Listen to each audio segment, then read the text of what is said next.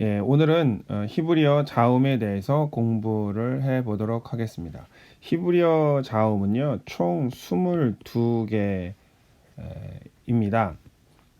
그래서 한 화면에 5개씩 5개의 화면을 제가 보여드릴 텐데 5개의 화면을 잘 기억하시면 히브리어 자음을 쉽게 이해하실 수 있을 겁니다. 히브리어 자음을 공부하기 전에 히브리어 자음이 갖고 있는 가장 큰 특징에 대해서 말씀을 드리겠는데, 히브리어는요 사각 문자라고 하는 별칭을 갖고 있습니다. 왜냐하면 이 네모난 사각형 안에 이 글들을 쓰도록 되어 있습니다. 그래서 이 사각형 안에 대부분의 글자가 들어가기 때문에 사각형 글자라고도 이름하는데요. 이 사각형 글자들을 이제 차근차근 한번 살펴보도록 하겠습니다. 자, 먼저 가장 첫 번째 단어는 알레프라고 하는 단어입니다. 이 알레프를 쓰는 방법은요, 여기 표에 나와 있는 것처럼 1번 첫 번째 쓰고 2번 이렇게 쓰게 됩니다. 제가 쓰기 편하게 한번 해보면요, 이렇게 대각선으로 선을 긋고 그 다음에 오른쪽에서 살짝 이렇게 미끄러지듯이 쓰시면 됩니다. 다시 한번 써보겠습니다. 알렙은 이렇게 쓰게 됩니다. 보통 이 알렙은요, 소의 모양에서 유래가 되었다고 알려져 있습니다. 그래서 히브리어에서 소를 엘레프라고 하는데, 그때 이 알렙이 사용되어지는 것입니다. 자, 두 번째 단어는 베트입니다. 베트인데요. 이 베트를 쓰는 방법은 이렇게 쓰면 되겠죠. 첫 번째 이렇게 기역자 같이 쓰고 그 다음에 바닥을 이어주면 됩니다. 다시 한번요. 기역자 같이 쓰고 바닥을 연결해 주면 베트가 됩니다. 자, 기역자 같이 쓰고 바닥을 연결해 주면 베트가 되는데, 이 베트는 집 모양에서 유래했다고 알려져 있습니다. 그래서 히브리 사람들은 집을 바이트라고 쓰고 그때 이 베트를 사용하게 됩니다. 자, 그 다음 단어는 자음은 김멜입니다. 김멜은 어떻게 쓰냐면 이 네모난 상자에 반 칸만 쓰게 되는 거죠. 그래서 이런 식으로 쓰게 됩니다. 다시 한번 볼게요. 끊어서 쓰지 않고 연결해서 써도 됩니다. 김멜, 다시요. 김멜이라고 씁니다. 이 김멜은 낙타 모양에서 유래가 되었고요. 그래서 히브리 사람들은 이 낙타를 가말이라고 하는데, 그 가말 할 때 이 김멜을 사용합니다. 자, 그 다음 자음은 달렛이라고 합니다. 달레트라고 읽고요. 달레트는 이렇게 쓰게 되겠습니다. 오른쪽으로 선을 긋고 그 다음에 수직으로 직각으로 선을 긋는데, 중요한 것은 이 모퉁이가 직각이 돼야 된다는 거예요. 자, 다시 한번요. 오른쪽으로 쓰고 밑으로 내려서 요 귀퉁이가 직각의 모양을 취해야 합니다. 만약에 이게 직각의 모양을 취하지 않으면 다른 글자로 오해받을 수가 있기 때문에 이걸 주의하셔야 됩니다. 달렛을 다시 한번 쓰겠습니다. 달렛은요, 이렇게 쓰게 되죠. 달레트는 이 물고기 모양에서 유래가 됐는데, 그래서 히브리 사람들은 물고기를 다그라고 합니다. 다그. 그래서 다그라고 할 때 이 달렛을 첫 자로 사용합니다. 그 다음 자음은 헤트입니다. 해입니다. 해. 해라고 읽고요. 요 해를 쓰는 방법은 처음에는 달렛과 모양이 비슷하지만 왼쪽에 또 다른 하나의 직선을 그어주면 이제 해가 되는데요. 다시 한번요. 처음에는 달렛처럼 모양을 갖고 있다가 밑에 해라고 할 때 짝대기를 그어야 되는데, 중요한 것은 이 사이가 떨어져야 된다는 거예요. 다시 한번요. 달렛을 쓰고 여기에 해라고 해서 공간을 두고 공간을 두고 해를 쓴다는 건데요. 이 해는 책을 찾아보니까 기도하는 사람의 형상을 만든 거라고 나오고 있더라고요. 근데 이 단어는 이제 사실은 기도하는 사람과는 관련이 없이 사용되어지긴 하는데, 어쨌든 이 단어가 유래했던 그 기원은 기도하는 사람의 그런 모양이라고 알려져 있습니다. 다시 한번 설명을 드리겠습니다. 알렙은요, 우리 한글로 비교하자면 이응에 해당하고요. 그 다음에 베트는 비읍에 해당합니다. 그 다음에 김멜은 기역에 해당하고 달렛은 디귿에, 그 다음에 해는 히응에 해당을 합니다. 다시 한번 제가 쓰겠습니다. 알렙, 베트, 김멜, 달렛, 해. 이렇게 해서 첫 번째 5개의 글자 자음을 소개해 드렸고요. 이제 다음은 이제 두 번째 두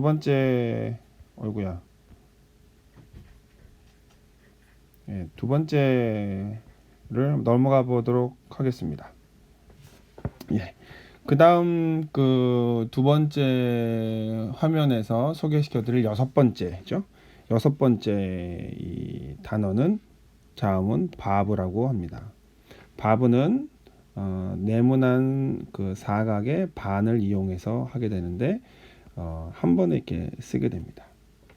다시 한번요. 이렇게 꺾어지는 듯한 모양을 갖고 있는 것이 바브라고 하는데, 이 바브는 연결 갈고리 모양에서 유래했습니다. 그래서 그런지 이 바브는 연결사로 사용되어지는 자음이기도 합니다. 그 다음 단어는 이제 자인이라고 읽습니다. 자인도요, 이 네모난 상자의 반칸을 이용하는데 위에 있는 이 바브와는 모양이 비슷하지만 다른 것이 하나 있는데요. 뭐냐면 머리가 있다는 겁니다. 머리가. 그 다음에 머리 밑에 작대기를 하나 만들어주면 되는데요. 다시 한번 쓰겠습니다. 머리가 있고 거기에 작대기가 있습니다. 머리가 있고 작대기를 내려주면 이게 자인인데, 이 자인은 어디에서 유래했는지 명확하지 않지만 약간 삐뚤어진 못과 같은 모양을 갖고 있습니다. 자, 그 다음 단어는요, 해트입니다. 해트라고 있는데, 이 해트의 모양은 기억하시겠죠? 앞에서 말씀드렸는데 처음에는 달렛 모양을 하고 있고요. 그 다음에 끝에서 끝을 또 연결해 줘야 됩니다. 다시 한번 제가 쓰는 거 보세요. 달렛 모양을 하고 있고요. 그 다음에 끝을 연결해 주어야 합니다. 다시요. 달렛 모양을 쓰고 그 다음에 끝을 연결해 주어야 합니다. 그런데 혹시 바로 앞에서 다른 글자를 하나 소개를 시켜드렸는데 해라고 하는 단어였습니다. 해는요, 달렛을 쓰고 이 붙이지 않았던 걸 우리는 해라고 하죠. 그런데 만약에 이 달렛과 이 끝이 붙어 있으면 우리는 이거를 해트라고 합니다. 헷갈리지 마시라고 제가 소개해 드렸습니다. 그 다음 단어는 자음은 테트입니다. 테트라고 읽고요. 쓰는 방법은 좀 복잡할 것 같지만 제가 연속해서 한번 써보겠습니다. 이렇게 모양을 하고 이렇게 하면 됩니다. 다시 한번요. 이렇게 쓰고 이렇게 테트라고 합니다. 자, 다시 한번 이렇게 하면 되고요. 테트도 그 기원이 명확하지 않습니다. 그 다음에 10번째 자음은 요드라고 하는데, 이 요드는요, 다른 자음들 중에서 제일 작은 자음인 것 같아요. 왜냐하면 이 사각형의 반의 반을 사용하거든요. 그래서 이렇게 찍습니다. 마치 영어의 어퍼스트로피를 찍는 것 같은 느낌을 주시면서 쓰면 되는데, 이 요드는 손의 모양에서 유래가 되었다고 하고요. 그래서 히브리 사람들은 손을 야드라고 하는데, 그 야드라고 하는 단어를 쓸 때 이 요드를 사용합니다. 자, 그 다음 장인데요. 벌써 15번째, 그 11번째 모양이 자음이 있는데요. 자, 처음에 11번째 자음을 우리는 이제 카프라고 합니다. 카프. 카프는요, 영어의 C를 거꾸로 한 모양이죠. 카프. 다시 한번요. 카프는 이렇게 씁니다. 마치 수학의 그 교집합, 합집합 뭐 할 때 쓰는 그 수학적 기호처럼 쓰이는데 카프라고 합니다. 이 카프는 손바닥 모양을 형상화한 건데, 그래서 히브리 사람들은 손바닥을 카프라고 하면서 이 카프라고 하는 단어를 처음으로 첫 단어로 쓰면서 이야기합니다. 카프, 손바닥을 의미합니다. 그 다음에 라메드, 12번째 자음인 라메드는요, 지팡이를 형상화한 것인데요. 쓰는 것은 이제 저는 간단하게 씁니다. 직진, 우회전, 직진, 좌회전입니다. 자, 밑으로 직진, 우회전, 직진, 좌회전. 모양이 좀 이상하지만 익숙해지면 모양이 이쁘게 나올 수 있습니다. 그래서 좀 이쁘게 한번 써볼게요. 별로 다르진 않지만 어쨌든 직진, 우회전, 직진, 좌회전의 모양을 해서 라메드라고 합니다. 그 다음에 그 다음 13번째 단어는 맴이라고 있는데요. 맴도 약간 복잡해 보이지만 제가 쉽게 한번 써보겠습니다. 저는요, 맴은 원래는 여기는 이렇게 쓰라고 나와 있는데, 저는요 간단하게 씁니다. 네모를 만들고 여기다가 핀 꽂아줍니다. 자, 네모를 만들고 핀을 꽂아주면 맴이 되는데, 이 맴은 물을 형상화했다고 알려져 있고요. 그래서 히브리 사람들은 물을 마임이라고 하는데, 마임의 첫 단어가 바로 이 M으로 시작합니다. 그 다음 단어는 눈인데요. 눈은 사각형의 절반을 사용해서 짧은 디귿 같죠? 짧은 디귿, 짧은 디귿. 이 눈은 뱀을 형상화해서 만들어진 글자인데, 그래서 히브리 사람들은 뱀을 나하스라고 하거든요. 나하스라고 쓸 때 이 첫 단어를 바로 이 눈이라고 하는 이 단어를 씁니다. 근데 앞에서 이 단어랑 비슷하게 생긴 단어가 하나 있었는데, 혹시 이 단어 기억하시겠습니까? 이건 김멜이라고 하는 단어인데, 이 김멜이라는 단어와 모양이 비슷하지만 좀 다르죠. 눈은 그냥 짧은 디귿처럼 되어 있지만, 김멜은 약간 위로 올라와 있는 그 굴곡이 있다는 거에 대해서 기억하시고 이 구분을 하시면 되겠습니다. 그 다음 단어는 이제 사맥입니다. 사맥. 사맥은요, 잘 따라오세요. 사맥은 이렇게 쓰기도 하고요, 이렇게 쓰기도 하고, 이렇게 쓰기도 합니다. 둘 다 편하신 것 중에 하나를 쓰시면 될 텐데, 사맥도 그 모양이 어디서 왔는지 명확하지는 않습니다. 자, 이 5가지 글자 다시 한번 설명해 드릴게요. 카프라고 하는 단어는 한글의 그 키읔의 음가를 갖고 있고, 라메드는 한글의 리을, 그 다음에 맴은 미음, 눈은 니은, 그 다음에 사맥은 쌍시옷의 의미를 갖고 있습니다. 다시 한번 제가 써보겠습니다. 카프, 라메드, 직진, 우회전, 직진, 좌회전. 맴, 네모 만들고 핀 꽂아주고, 눈, 짧은 디귿, 거꾸로 된 디귿을 써주고, 사맥, 저는 이렇게 쓰도록 하겠습니다. 사맥이고요. 그 다음에 이제 고지가 얼마 안 남았습니다. 16번째 단어인 이 아인에 대해서 한번 보도록 아인에 대해서 한번 보도록 하겠습니다. 아인이라고 읽고요. 이 아인은 영어의 Y와 같이 생겼네요. Y, Y, Y. 이 I는 눈의 모양에서 유래된 걸로 알려져 있고, 그래서 히브리 사람들은 눈이라고 할 때, 사람 눈이요, 눈을 얘기할 때 아인이라고 합니다. 아인이라고 하면서 이 아인을 첫 단어로 시작을 합니다. 자, 그 다음 17번째 자음인 패인데요. 패는요, 잘 보세요. 아까 이런 모양의 윗꼬리가 달린 겁니다. 자, 이렇게 C를 거꾸로 한 다음에 윗 모양을 달아주세요. 윗머리를 달아주시면 됩니다. C를 거꾸로 하고 윗머리를 달아주면 이제 이게 패가 되는데, 이 패는 입 모양에서 유래가 되었습니다. 그래서 히브리 사람들은 입이라고 할 때는 패라고 씁니다. 그리고 이 단어를 첫 단어로 사용하죠. 자, 그 다음에 18번째 자음은 차대라고 합니다.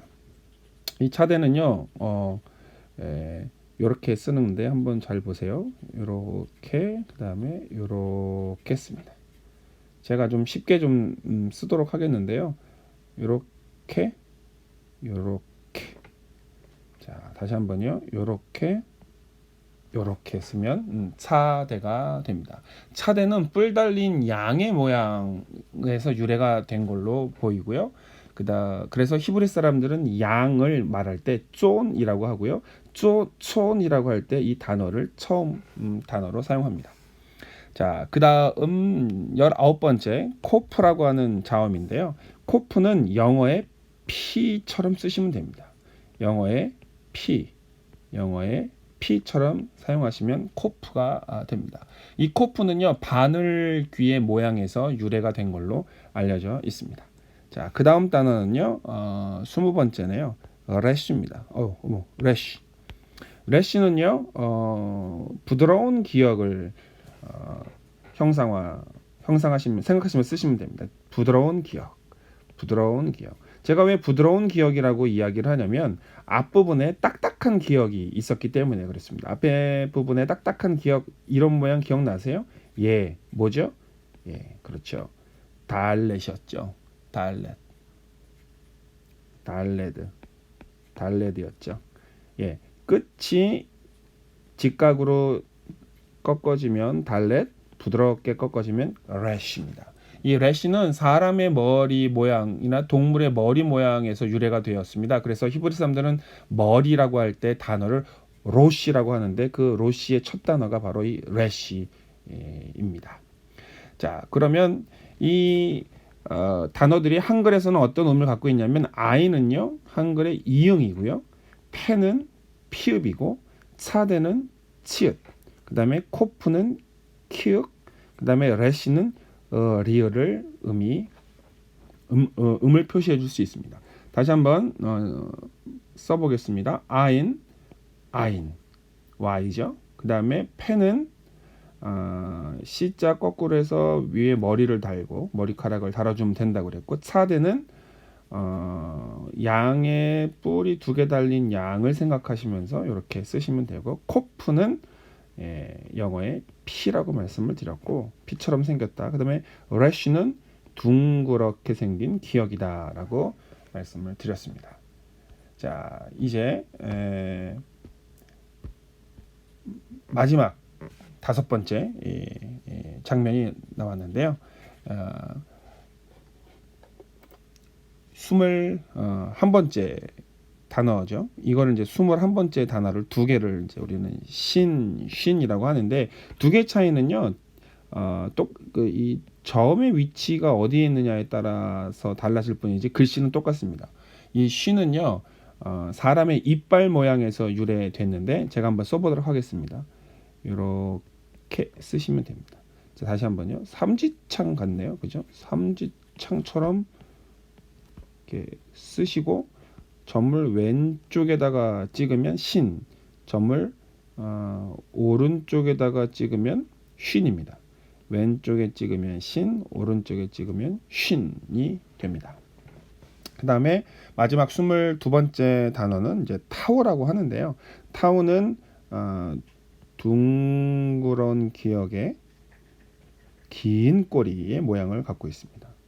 다시 한번요. 둥그런 기역의 긴 꼬리, 둥그런 기역의 긴 꼬리를 가지고 있습니다. 쉬는요, 한글에서 시나 쉬의 발음을 갖고 있고, 타오는 티귿의 발음을 갖고 있습니다. 자, 다시 한번 써보겠습니다.